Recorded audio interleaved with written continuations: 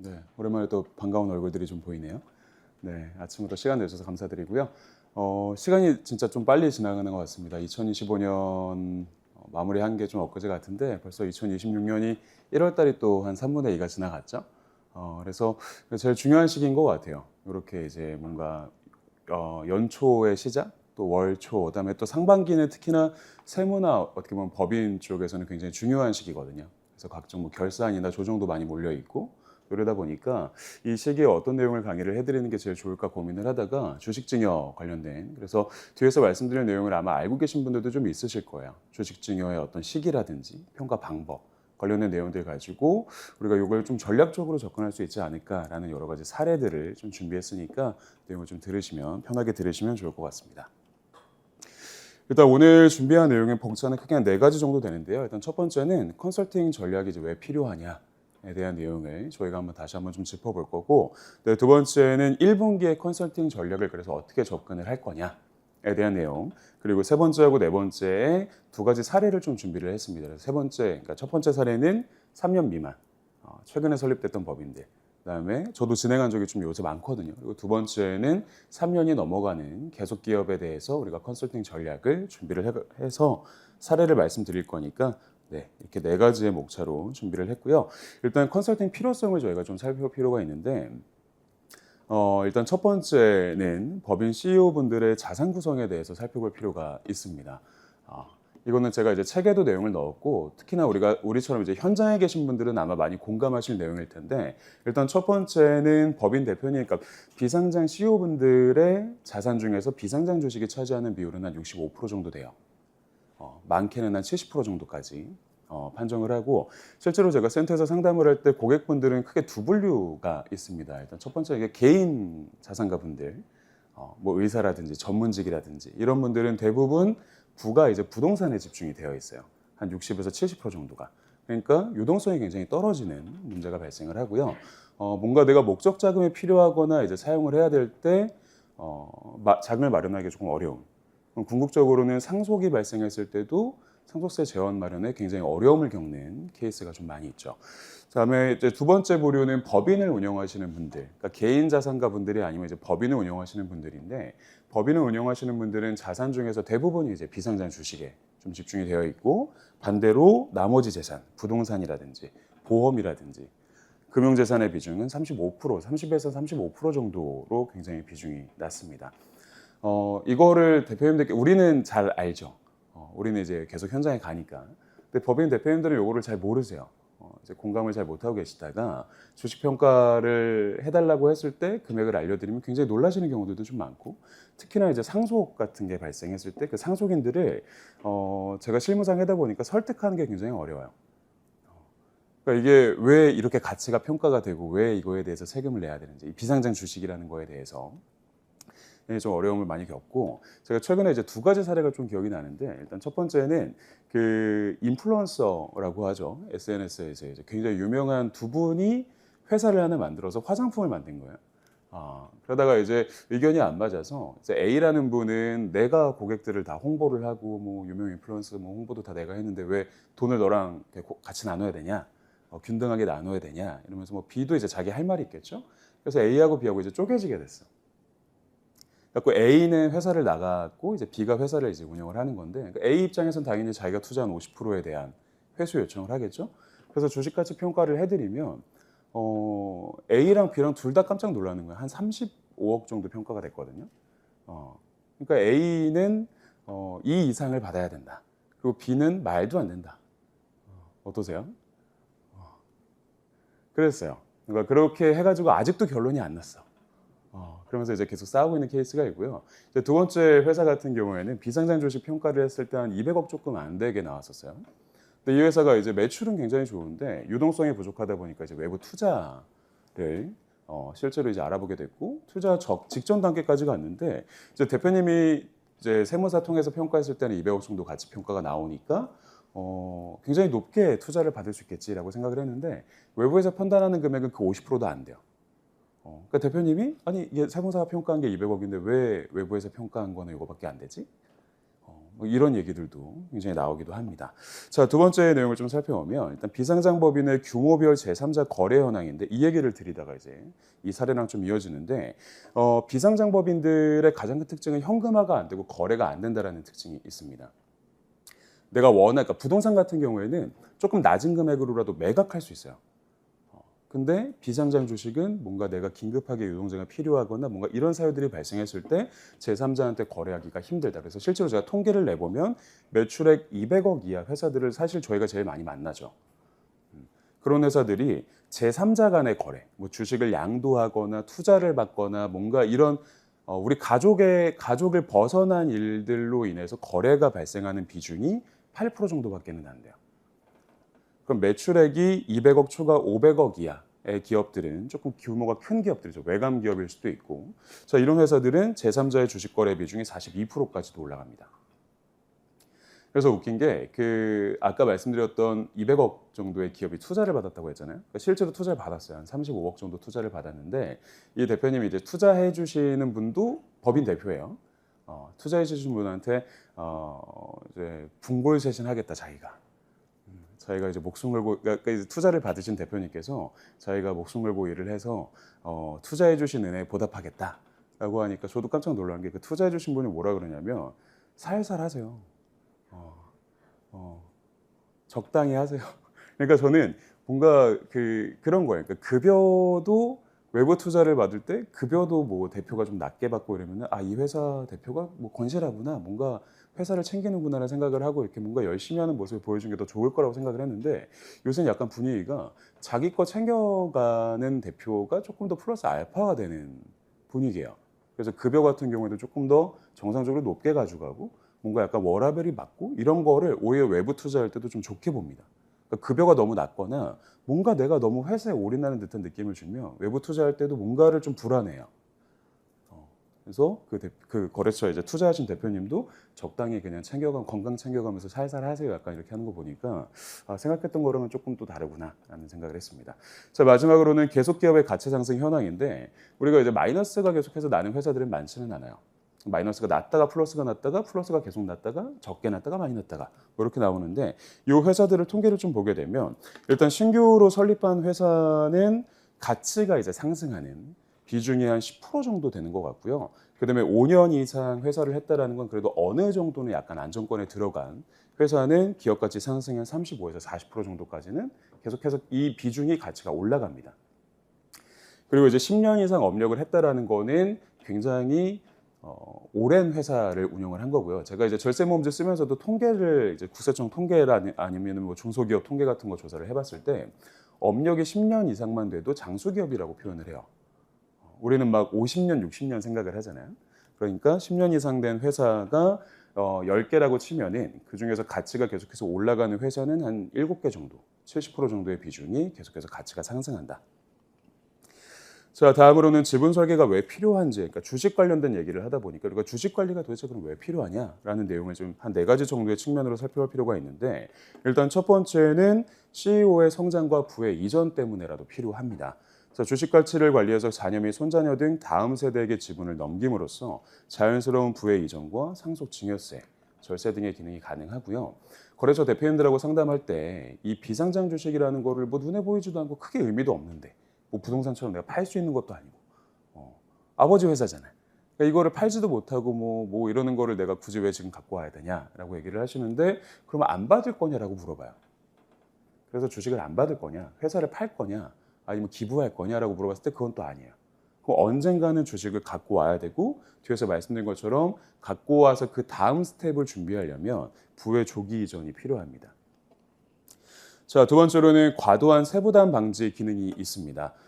그래서 제가 제일 많이 하는 게 이제 가족에게 지분 증여한 다음에 배당하는 내용들. 그래서 2천만 원 이하의 분리과세 활용하실 수도 있고 또는 배당 금액이 2천이 넘어가도 일단은 소득자가 분산되죠. 대표님 혼자서 받던 금액이 아니라 배우자, 자녀 이런 식으로 금액이 분산되다 보니까 그분들은 상대적으로 대표님보다는 급여나 이런 부분이 적어요. 그러면 2천만 원이 넘어가도 소득세 과세 금액이 적게 나오고 우리가 배당이나 이자 같은 금융소득만 있는 경우에는 1억이 넘어가더라도 종합소득세 신고를 해도 추가 납부세액이 발생하지 않는다. 뭐 이런 내용들로 이제 활용을 하기도 하죠. 자, 세 번째는 가업 승계하고 차명 주식에 대한 관리인데요. 일단 후계자에게 안정적인 경영권 이전 전략이 필요한 경우도 있을 수 있고요. 그다음에 주식에 대해서 차명 주주나 타인 주주처럼 주식을 뭔가 정리해야 되는 케이스가 있을 때, 그래서 주식 가치가 너무 높게 되면은 움직이기가 조금 어렵고요. 그리고 실제로 주식 가치가 본인이 생각했던 것보다 너무 높은 금액으로 올라가게 되면 의사결정을 포기하는 경우들도 많습니다.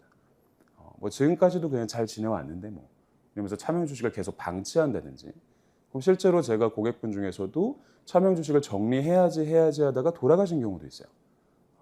차명 주주가 명의 신탁자가 아니라 명의 수탁자가 돌아가신 거죠.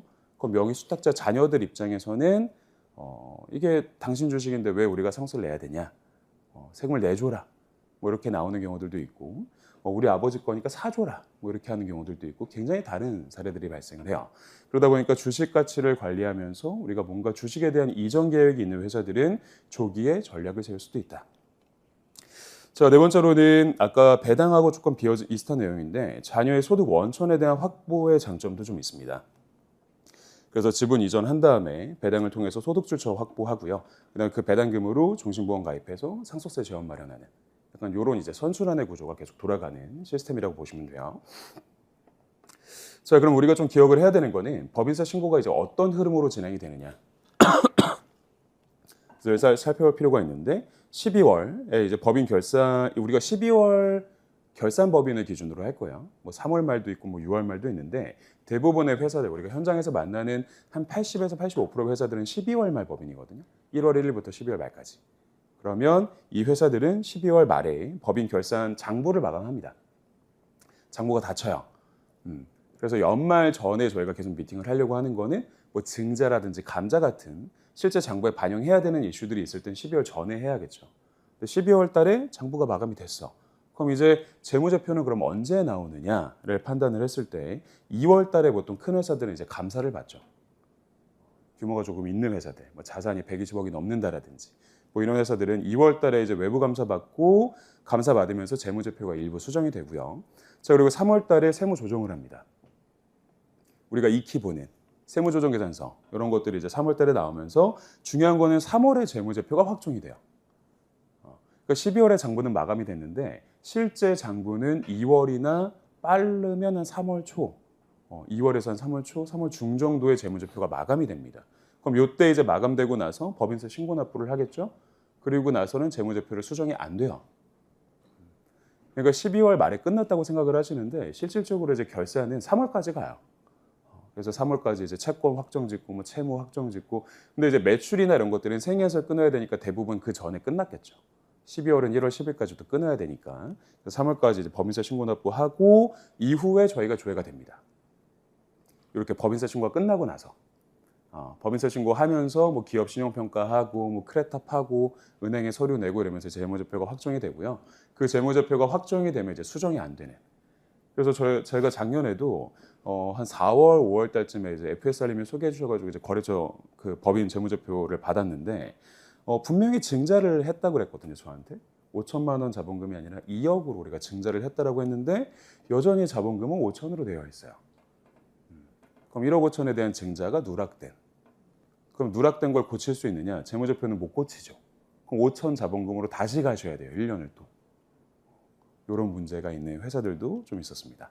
자, 그다음으로 이제 비상장 주식 평가에 대한 규정을 좀 살펴볼 건데 이거는 그냥 머릿속에 그림만 넣으시면 돼요. 이거를 뭐 하나하나 말씀드리려는 게 아니라 일단 비상장 주식이라도 시가가 있는 경우에는 거래 금액으로 인정될 수 있습니다. 그래서 비상장 주식이라고 하더라도 제3자 간에 뭔가 거래된 자유로운 거래 금액이 있다 그러면 가족 간의 거래는 아니에요. 뭐 아버지가 아들한테 판 금액이라든지 뭐 이런 거래들 말고 실제로 제3자가 주식 거래를 한 내역이 있다면 걔는 시가로 인정이 돼요. 그러니까 세무사가 평가한 게 주당 10만 원인데 실제 거래가 주당 3만 원에 일어났다면 그 거래 가격이 시가로 인정될 수 있다는 거죠. 우리 아파트 매매 사례가처럼. 내가 생각하는 호가는 50억인데 예를 들어서 윗집이 20억에 팔렸으면 우리 집의 시세는 얼마다? 20억인 거죠. 50억은 내 생각이고. 자, 근데 이제 시가가 대부분 아까 살펴본 것처럼 매출액 한 100억, 200억 이하의 회사들은 90% 이상은 이런 거래가 없습니다. 그 다음으로 이제 보충적 평가 방법으로 들어가고 요게 이제 세무상 평가 방법을 얘기를 하죠. 그래서 일반 법인이냐 부동산 과다 법인이냐 이렇게 판단을 하게 되고 부동산 비중이 좀 높은 회사들은 부동산 과다로 올라가고요. 일반 법인들 같은 경우에는 이제 평가를 하는데 일반 법인이 아닌 회사들이 있어요. 예를 들어서 설립하고 나서 3년이 안 된 회사들. 이런 회사들은 약간 정상적으로 손익이 발생했다고 보기가 조금 어렵죠. 그다음에 뭐 휴폐업 중에 있다라든지 아니면 부동산 가액이 뭐 80% 이상을 차지하는 거의 부동산 법인 같은 개념이라든지 이런 회사들은 순손익을 반영하지 않고 순자산으로 자산과 부채 쉽게 말해서 재무 상태표만으로 주식가치 평가가 들어가고요. 그다음에 이게 아닌 회사들은 손익계산서 같은 순손익의 사항들도 반영이 됩니다. 자, 그래서 순손익가치하고 이제 순자산가치하고 가중평균에서 주식가치 산정을 할 건데 일단 순손익가치는 세계년도를 사용해요. 요게 오늘의 포인트예요. 계속 뒤에서 말씀드릴 내용인데 직전 1년, 직전 2년, 직전 3년의 순손익가치를 쓴다. 그러니까 과거를 기준으로 평가야. 세법상 평가액은 어쨌든 과거를 기준으로 끌고 갈 수밖에 없다 보니까 그래서 작년에 얼마 벌었는데 그 작년에는 얼마 벌었는데 그래서 그 작년에는 얼마 벌었는데 확정된 손익을 가지고 주식평가가 들어가죠. 자, 여기서 보셨을 때 가장 최근 그러니까 직전 1년의 순손익의 가중치가 3배가 들어가요. 가장 많은 가중치가 들어간다. 그러니까 일반적으로 손익이 올라가는 회사들 같은 경우에는 당연히 가장 최근에 높은 손익이 가중치가 높게 들어가다 보니까 주식가치가 높게 들어갈 거고 만약에 거꾸로 이익이 떨어진 회사다라고 하면은 시간이 지날수록 가치가 떨어지겠죠. 순손익 가치가 가장 가중치가 높은 게 낮으니까. 자, 그래서 컨설팅 전략을 이제 정리를 해볼게요. 일단 첫 번째는 증여세 신고 납부 기한을 좀 이해하실 필요가 있습니다. 이게 증여세 신고 납부 기한이 몇 개월이죠?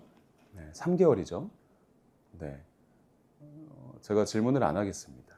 네, 표정을 보니까 질문을 안 하고 제가 알아서 답변을 할 테니까요. 네, 증여세 신고 납부 기한은 증여일이 속한 달의 말일로부터 3개월입니다. 그래서 비상장 주식의 증여 시기는 수증자가 주식을 인도받은 날. 그러니까 우리가 부동산은 증여를 하게 되면 부동산 등기부등본 갑구에 찍히죠. 소유권 이전 접수를 언제 했느냐가 찍히는데 주식 같은 경우에는 그런 개념이 아니잖아요.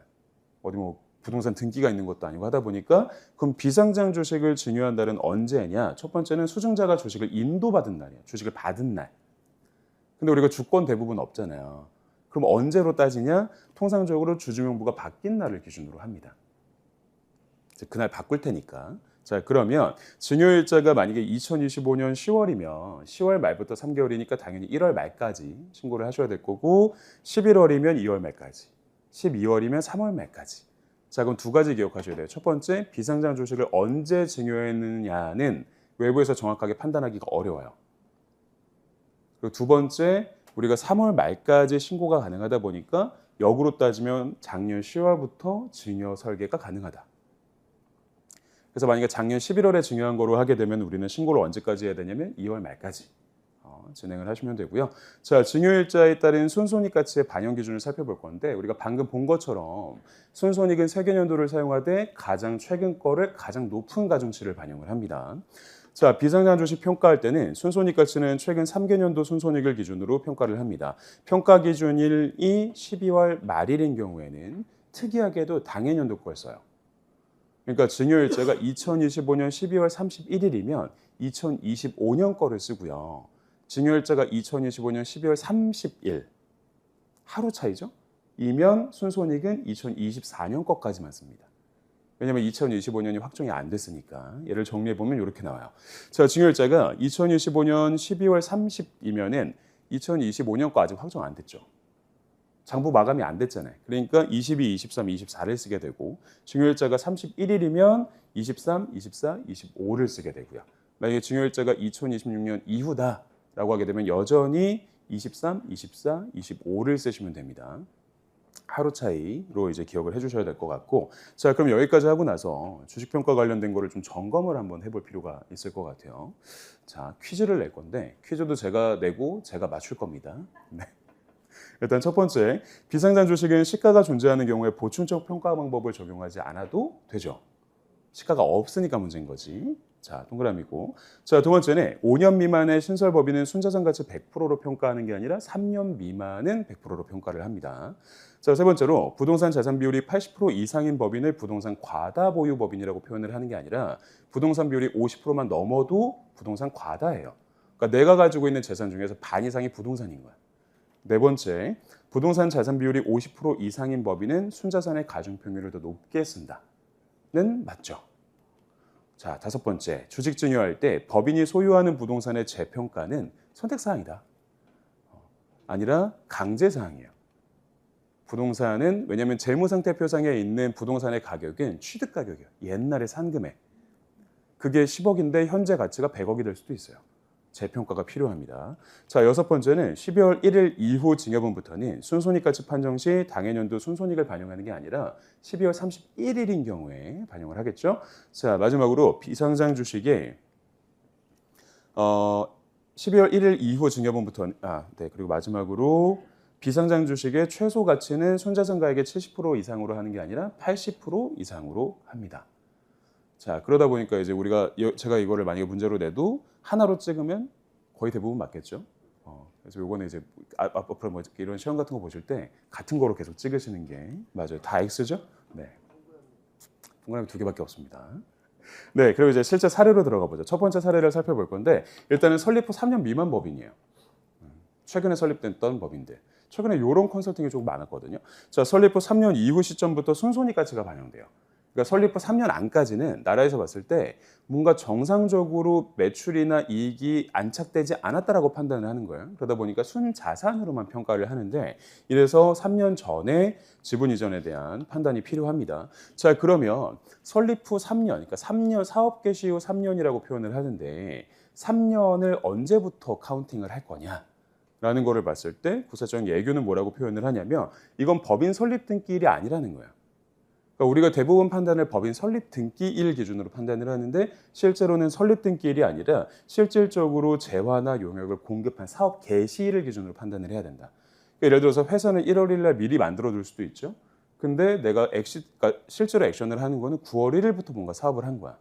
그러면 이 회사의 설립 개시일은 9월 1일이라는 거야.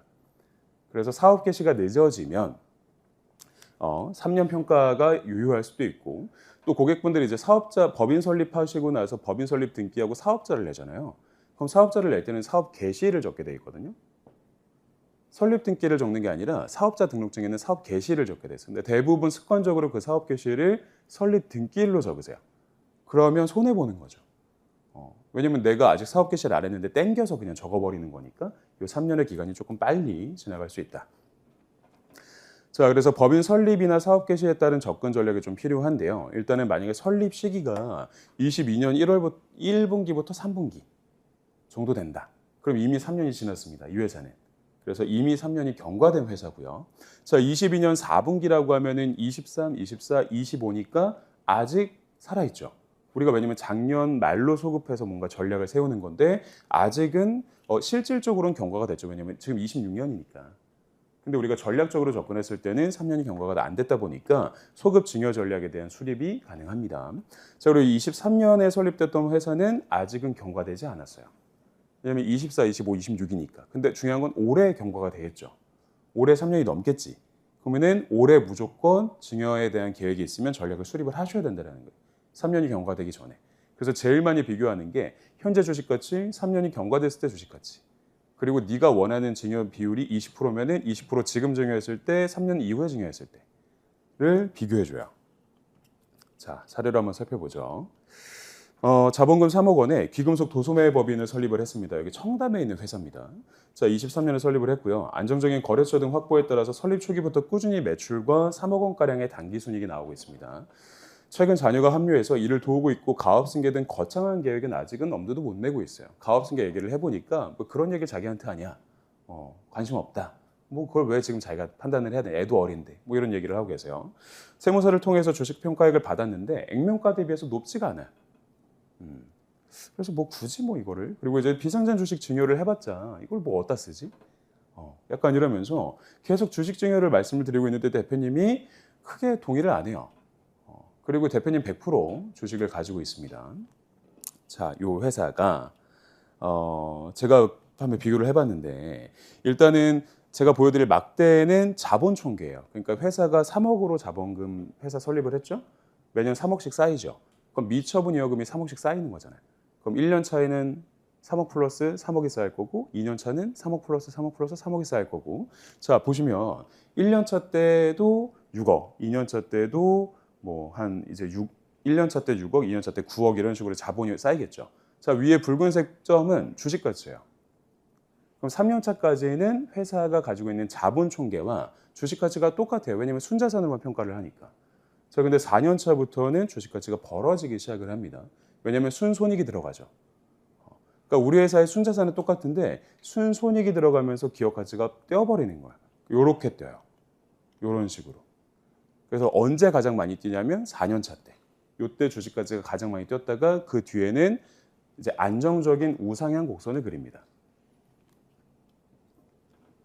자, 그래서 대표님한테 말씀드렸던 사항인 3년 차까지는 순자산 가치 평가 대상으로 자본 총계와 기업 총계가 동일하나 4년 차부터는 순손익 가치 반영으로 기업 가치가 크게 늘어납니다. 제가 비교를 해보니 3년 차까지는 자본이 12억이고 기업 가치가 12억이야.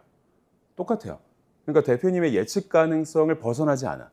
근데 4년 차부터는 우리의 내가 생각하는 기업 가치는 15억인데 왜 갑자기 회사 가치가 24억이 됐지? 그리고 5년 차에는 18억은 내가 생각하는 건 18억인데 회사 기업 가치는 26억으로 돼요. 이런 식으로 갑자기 점핑하는 구간이 생겨요. 보통 4년 차 때.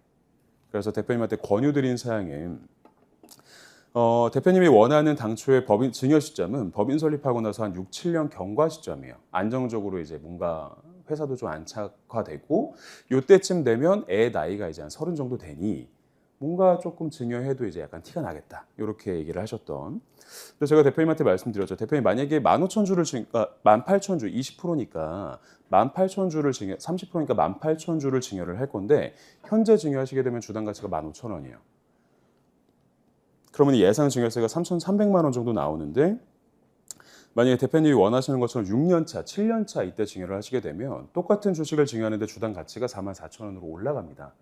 그러면은 대표님이 부담하셔야 되는 세금도 3,300만 원이 아니라 1억 6천만 원으로 늘어나요. 그럼 전체적으로 내셔야 되는 세금이 1억 3천만 원 정도 늘어나다 보니까 당연히 만약에 증여를 어차피 하실 거면 세금을 싸게 내는 게 낫죠. 빨리 증여하시는 게 나아요.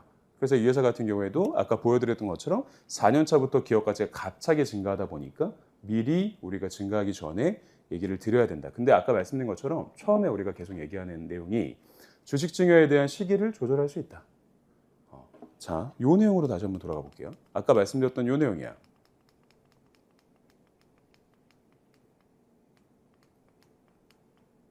자, 이거. 자, 22년 1분기부터 3분기에 설립된 회사는 이미 3년이 경과됐고 소급 전략을 사용할 수 없어요. 왜냐하면 이미 9월까지 3년이 경과됐으니까. 자, 근데 22년 4분기에 설립된 회사는 실질적으로는 26년이 되면서 3년이 지났죠. 근데 우리가 아까 10월, 11월, 12월에 대한 증여가 가능하다라고 하니까 여전히 3년 미만의 법인으로 평가가 가능하다라는 얘기인 거고 23년 같은 경우에는 물리적으로도 3년이 지나지 않았지만 어차피 올해 3년이 지나요. 26년에. 그러다 보니까 이 회사도 주식평가에 대한 거를 활용을 하셔서 설립 후 3년 미만의 컨설팅에 대한 접근이 가능하다라고 보시면 되고요.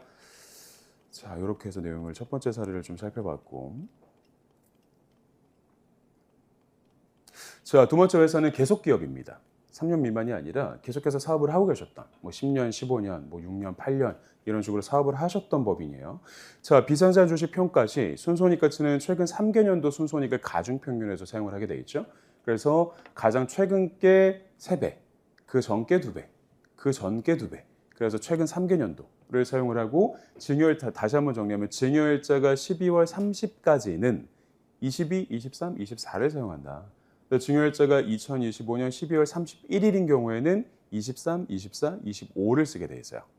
자, 평가 기준일이 12월 말일인 경우에는 당해년도 순손익을 포함하다는 규정 때문에 이렇게 가는 거죠. 다시 한번 정리해 볼게요. 12월 30까지는 그 24년도, 25년도를 제외한 3개년도.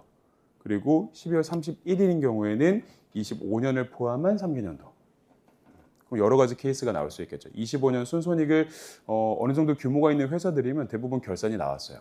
어느 정도. 100% 확정된 건 아니지만 제가 거래처들을 11월, 12월에 많이 미팅을 하거든요. 그러니까 어느 정도 러프하게 나온 가결산 재무제표는 이미 있고요. 그리고 손익은 지금 거의 다 확정이에요. 보시면 12월까지 세행해서 1월 10일까지 이미 주고받고 다 했죠. 그리고 12월 달 급여 이미 지급 다 끝났어요. 대부분 5일 지급, 10일 지급 이렇게 되니까. 그럼 이미 줄 거 다 주고 받을 거 다 세행해서 받은 거야. 그럼 정리가 안 된 건 뭐냐면 돈에 대한 문제인 거죠. 그래서 우리가 채권이 얼마가 남았지? 줘야 될 돈이 얼마가 남았지? 이런 디테일한 정리들. 이런 건 재무 상태표로 들어가니까 손익은 지금 거의 다 나왔습니다. 자, 증여일자에 따른 순손익가치 반영 기준을 좀 살펴볼 건데 일단 기업 유형별 순손익 증감에 따른 주식가치를 좀 예측해 보실 필요가 있어요. 일단 첫 번째, 전년도보다 순이익이 증가했다. 전년도보다 순이익이 증가했으면 당연히 기업 가치가 늘어나겠죠. 배수가 늘어나니까. 자, 두 번째, 전년도보다 순이익은 감소했어요. 근데 최근 4개년도 안에 결손이 있어. 그럼 이런 회사들도 주식 가치가 늘어납니다. 전년도보다는 줄었는데 결손이 빠지겠죠. 왜냐하면 주식 평가일이 뒤로 밀리게 되면 계속 그 앞에 세 개를 쓰잖아요. 그러면 과거에 결손 났던 게 빠지고 플러스가 들어가면서 주식 가치가 늘어나요. 자, 세 번째 사례. 과거 결손이 발생했는데 최근 이익이 회복 중인 회사. 그래서 과거의 결손, 뭐 코로나 때라든지 그 이후에 이제 여파로 인해서 과거 결손이 계속해서 이제 유지가 어느 정도 되고 있는데 최근 이익이 회복 중인 경우에도 주식 가치가 늘어나고요. 근데 최근 지속적으로 매출하고 이익이 하락하는 회사들은 주식 가치가 감소할 수 있죠. 왜냐하면 최근 게 마이너스가 나게 되면은 주식 가치가 떨어질 테니까. 근데 우리가 저 질문하고 싶은 게 이런 회사의 재무제표는 우리가 현장에서 거의 못 봐요. 비스포크나 크레탑 같은 거로 봤을 때 뭔가 마이너스가 난 재무제표로 마감된 회사들은 많지는 않아요. 저도 법인을 대부분 기장을 하잖아요. 제 거래처 중에서도 저렇게 마이너스가 난 거를 그대로 마감을 할 수 있는 회사는 10개 중에 한 2개 정도밖에는 안 돼요. 왜냐하면 모든 회사들은 대부분 이해관계자가 있죠. 그러니까 내가 재무제표를 만들어서 뭔가 잘 보여야 되는 회사가 있잖아요. 그러니까 그게 은행이 될 수도 있고요. 거래처가 될 수도 있고 기보가 될 수도 있고 신보가 될 수도 있어요. 하다 보니까 뭔가 마이너스가 난 상황대로 재무제표를 마감하지 못하는 케이스가 발생할 수 있어요. 제가 앞에 사례로 말씀드렸던 200억 가치 회사 있죠. 그 회사가 기업 가치가 200억이고 굉장히 기술력도 좋고 한데 외부에서 봤을 때 야, 너네 회사는 100억이야. 무슨 200억이야. 우리는 100억 기준으로 밸류 투자를 할 거야. 라고 얘기를 했대잖아요. 그러니까 대표님이 놓쳤던 부분은 뭐냐면 제가 재무제표 보니까 제가 자문하고 있는 회사인데 재고자산이 90억이에요. 재무상태표상에. 재고자산이 실제로 90억이 있느냐? 없죠. 그러면 한 70억 정도의 재고자산은 뭐다? 과거의 이익을 조절하기 위해서 가라로 쌓은. 그러면 이제 외부 투자에서도 그 부분 날리고 기업 가치가 떨어지는 거죠. 그렇게 보시면 됩니다. 그래서 실제로 제가 무슨 말씀을 드리고 싶은 거냐면 이렇게 마이너스가 나는 회사로 마감되는 경우가 거의 없고 대부분은 외형상으로 어쨌든 뭔가 플러스를 내야 되는 형태가 되다 보니까 계속해서 주식 가치가 늘어나는 형태가 되고요. 그래서 현장에서 대표님들 상담할 때 대표님들이 제일 많이 얘기하시는 게 뭐 이런 복잡한 얘기하지 말고 그냥 마이너스 몇 년 내가지고 주식 가치 확 낮추면 돼. 그때 하면 되잖아. 알아서 조절할 수 있어라고 얘기를 하시는데 실제로 대표님이 이제 뭐 은행 대출도 없고 뭐 혼자서 다 단독으로 하시는 경우라면 상관이 없겠지만 대부분은 뭐 하나 끼고 있단 말이에요. 은행을 끼고 있든 부동산 담보대출을 끼고 있든 뭘 끼고 있든 그러면은 대표님이 맘대로 주식 뭐 어떤 단기 결손이라든지 이런 것들을 못 내는 그러면서 억지로 주식 가치가 올라가는 상황들이 굉장히 많이 생겨요. 자, 다음으로 사례로 한번 들어가 보도록 하죠. 첫 번째 사례입니다. 계속해서 이익이 나는 기업이고요. 25년도에 순이익이 큰 폭으로 증가한 케이스예요. 저희 거래처 얘기인데 계속해서 이익이 발생하고 있는데 25년도에 순이익이 큰 폭으로 증가했다. 자, 순손익가치 계산했을 때 최근 순손익의 가장 높은 가중치를 부여함에 따라서 주식 가치가 굉장히 많은 폭으로 뛸 수도 있어요. 이거를 미리 보여드리는 게 굉장히 좋습니다. 자, 2025년 12월 30일 기준, 2025년 12월 30 기준 이렇게 두 가지로 비교를 했는데 일단 순자산은 둘 다 30억이에요. 그리고 순이익을 보시면 25년도 순손익은 5억, 24년도는 2억 5천, 23년도는 1억 5천, 22년도는 1억이에요. 계속해서 뭔가 안정화가 되면서 올라갔죠. 자, 그럼 이 회사가 2025년 12월 31일을 기준으로 주식 평가를 하게 되면 이렇게 세 개가 들어가요. 그리고 가중치가 뭐가 제일 높냐면 5억이 3배야. 2억 5천이 2배고 1억 5천이 1배야. 자, 근데 2025년 12월 30 전에 전략을 세우면 이렇게 들어가겠죠. 그럼 2025년도에 높은 순이익이 빠져요. 순이익이 나온 건 알겠어. 근데 세법은 뭐냐면 12월 30 전에는 확정이 안 됐잖아. 취소될 수도 있고 뭐 더 끊을 수도 있고. 순이익이라는 거는 매출에서 비용을 뺀 거잖아요. 비용이 늘 수도 있고. 이러다 보니까 실질적으로 저 5억이라는 거는 12월 30이 돼야지만 확정되는 금액이야 라고 보다 보니까 이 날짜 차이에 따라서 이렇게 순이익이 다르게 들어가요. 그러니까 기업 가치가 25년 거를 넣냐 안 넣냐에 따라서 한 9억 5천, 10억 정도 차이가 나거든요. 그럼 요걸 가지고 대표님한테 보여드리는 거예요. 대표님이 지금 증여하고자 하는 수량이 있으니 비교를 한번 해보겠다. 주식 증여 시점에 따라서 기업 가치는 9억 5천 정도 차이가 난다. 자, 증여 수량에 따른 절세 효과를 비교를 할 건데 20% 증여했을 때 대표님이 가지고 있는 주식 중에서 20%를 증여하게 되면 25년도 순손익을 포함하게 되면 6억 7천이고요. 25년도 순손익을 포함 안 하게 되면 4억 8천. 그럼 세금으로 따지게 되면 4,800만 원 정도 차이가 나요. 근데 만약에 수량을 30% 정도로 늘려서 증여를 하겠다라고 하게 되면은 증여재산가액은 10억하고 7억 2천 차이가 나고요. 그 다음에 세금으로 따지면 8,300만 원 정도 차이가 납니다. 그러니까 어차피 증여를 할 거면 빨리 하시는 게 4,800에서 8,300 정도의 세금을 줄이겠죠. 만약에 수량이 더 늘어난다면 40% 증여한다든지 50% 증여하다든지 그럼 세금 차이는 더 늘어나겠죠. 그러니까 요 세금을 굳이 그 의사결정 차이로 인해 가지고 더 내실 필요는 없다라는 거예요. 얼마든지 전략을 세워드리는 컨설팅이 가능합니다. 자, 두 번째 회사 같은 경우에는 25년도 순손익은 크게 증가하지는 않았어요. 작년 대비해서. 근데 과거 3에서 4년 안에 결손이 있는 회사예요. 그러니까 순이익이 우리는 작년 대비해서 뭐 크게 차이가 안 나. 작년하고 비슷해. 근데 재무제표에 보니까 과거에 뭔가 마이너스가 난 케이스가 있어. 좀 더 정확한 건 조정계산서를 보는 게 좋겠죠. 자, 그러면 25년도 순손익이 증가하고 결손 반영이 제외됨에 따라서 주식 가치가 늘어나요. 자, 이 사례도 한번 살펴보도록 하죠. 자, 25년 12월 31일 기준이고요. 25년 12월 30 기준입니다. 똑같이 순자산은 15억이고요. 자, 25년도 순손익은 3억 5천, 24년도는 2억 5천, 그러니까 1억 정도 늘긴 했는데 아까처럼 막 2배, 3배 이렇게 늘어난 회사는 아니에요. 그러니까 거의 비슷해요. 대표님이 생각할 때는 작년하고 비슷해. 근데 23년도에 마이너스가 1억 5천이 나왔고 22년도에도 마이너스가 1억 5천이 나왔어요. 자, 그럼 이런 회사들은 25년 12월 31일을 기준으로 하게 되면 이렇게 들어가겠죠. 그러면 25년께 3배, 24년께 2배, 23년께 1배가 들어가요. 근데 12월 30을 기준으로 하게 되면 이렇게 들어갑니다. 그래서 2억 5천이 3배, 마이너스 1억 5천이 2배, 마이너스 1억 5천이 1배. 그러면 기업가치 평가했을 때는 똑같은 회사인데 8억 정도 차이가 나는 회사가 나와요. 주식가치가. 그럼 요거로 컨설팅 전략을 짰을 때 어떤 식으로 이제 세금이 바뀌는지를 살펴보도록 하죠.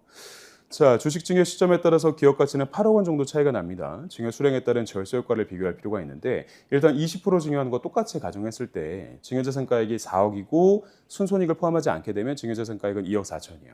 그럼 요거에 따른 세금, 똑같은 수량을 증여하는데 세금이 3,100만 원 정도 차이가 발생을 하게 되고요. 30% 정도 증여를 한다고 하면은 증여재산가액은 6억, 순손익을 포함하지 않게 되면 3억 6천. 그러니까 똑같은 금액을 증여하는데 가격이 2억 4천 정도 차이가 나는 거예요. 다른 게 아니야. 뭔가 수량이 바뀐 것도 아니고 회사가 달라진 것도 아니고 날짜의 차이로 인해서 주식 가치가 계속해서 바뀌죠. 세금은 5,200 차이가 납니다. 그러니까 우리가 첫 번째 사례에서 살펴본 것처럼 작년 대비해서 이게 좀 많이 늘었어. 두 번째 회사는 우리는 작년하고 좀 비슷해. 근데 뭔가 결손이거나 과거의 순손익이 좀 너무 낮게 잡혔던 회사들 같은 경우에는 똑같은 수량을 증여하는데 세금 차이가 발생할 수 있다라는 거 좀 기억을 해두시면 좋을 것 같고요. 자, 마지막으로 컨설팅 프로세스 살펴보면서 마무리할 건데 일단 첫 번째는 회사를 파악을 하셔야겠죠. 내가 어떤 회사가 좀 생각나는지, 어떤 회사를 접근을 할 건지. 그래서 저도 이거 강의안 준비하면서 제가 좀 얘기를 해야 되는 회사들이 생각이 나서 다 리스트업을 좀 했거든요. 그러니까 크게 뭐 그 회사에다가 크게 시간을 쓸 필요는 없어요. 예상적인 거를 넣고 이렇게 했을 때 얼마 정도 차이가 나니 만약에 궁금한 사항이 있으면 미팅을 하자. 그래서 같이 한번 전략 고민을 해보자. 첫 번째, 어떤 회사를 내가 만날 건지에 대해서 업체 선정을 하시고 25년도 매출과 손익의 현황을 좀 파악해 보시는 것도 중요하겠죠. 자, 두 번째는 업체 미팅을 실제로 진행을 하면서 컨설팅 전략을 설명을 하게 되고 25년도 결산 재무제표를 받을 필요가 있습니다. 아직 확정은 안 됐잖아요. 우리가 3월이 안 됐으니까. 근데 가결산 손익계산서 정도는 나와요. 그래서 손익계산서 정도 재무제표를 수치해서 25년 거를 넣어서 주식가치가 얼마가 바뀌는지를 세 번째 단계에서 그래서 분석하고 전략 수립하고요. 증여 시점별로 기업가치 분석하고 증여 수량에 따른 세금 분석. 그래서 대표님 2025년도 순손익이 작년 대비 좀 많이 늘었네요. 그랬을 때 이렇게 비교해 주는 거. 작년하고 비슷한데 22년도나 23년도가 좀 많이 낮았어요. 그래서 비교해 보니까 또 얼마가 늘어나요. 이런 식으로 가치하고 세금을 분석하는 리포팅 작업이 세 번째가 필요하고요. 자, 네 번째로는 실행하고 신고입니다. 그래서 증여계약서 작성하고 세금 신고하고 납부까지. 증여계약서는 작년 10월, 11월, 12월 정도의 날짜로 작성이 되면서 세금 신고가 이제 들어가겠죠. 자, 그리고 마지막 단계로는 배당 설계까지 진행하는 게 저는 굉장히 좋다고 판단을 해요. 그래서 증여하시고 나서 지금 진행하고 있는 회사도 분산 증여를 한 다음에 3월 달에 저희가 보통 결산 배당을 하잖아요. 그래서 3월 달에 배당할 때 같이 배당하는 거죠. 배당해서 자녀한테 뭐 첫째 자녀는 뭐 2천만 원, 둘째 자녀는 2천만 원 이런 식으로 배당을 분산해서 증여를 하게 되고 그거를 통해서 법인에 쌓여있는 잉여금도 엑시트하면서 소득을 분산시키는 형태가 됩니다. 그래서 자녀 배당하고 검토 실행, 배당금별, 세금 분석하고 안내하는 단계가 이제 다섯 번째 단계라고 보시면 좋을 것 같아요. 자, 오늘 그 1분기에 우리가 접근해야 되는 어떤 내용들이 좀 있을지에 대해서 살펴봤고요. 그리고 말씀드린 것처럼 주식 증여를 통한 어떤 전략에 대해서 얘기를 살펴봤습니다. 그래서 주식 가치가 날짜 차이로 인해서 평가 금액이 좀 차이가 많이 발생할 수 있다는 거 거래처에게 전달할 수 있는 좋은 기회가 되었으면 좋겠습니다. 네, 그러면 저는 이상으로 강의 마치고요. 다음에 또 좋은 기회로 인사드리도록 하겠습니다. 감사합니다.